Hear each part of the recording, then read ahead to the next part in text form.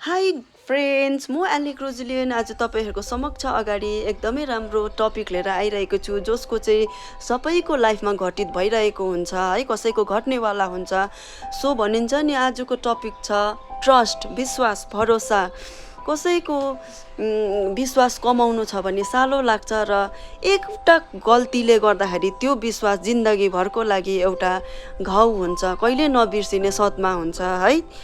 र कसैको भरोसा तोड्नु भनेको नि त्यो चाहिँ मान्छेको चरित्र हो क्या हो, त्यो मान्छेले चरित्र देखाएको हो। यदि अरू कसैले तपाईँको भरोसा तोड्छ भने नि तपाईँले मन नदुखाउनुहोस्, किनभने याद छ तपाईँलाई, किनभने नि उसको विश्वास तपाईँबाट नि उसले आफै हटाएको हो।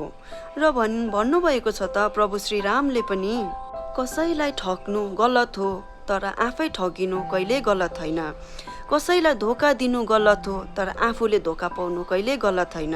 सो जब धोका पाइन्छ नि तपाईँले कसैकोबाट, त्यतिबाट चाहिँ तपाईँले सिक्नुपर्छ।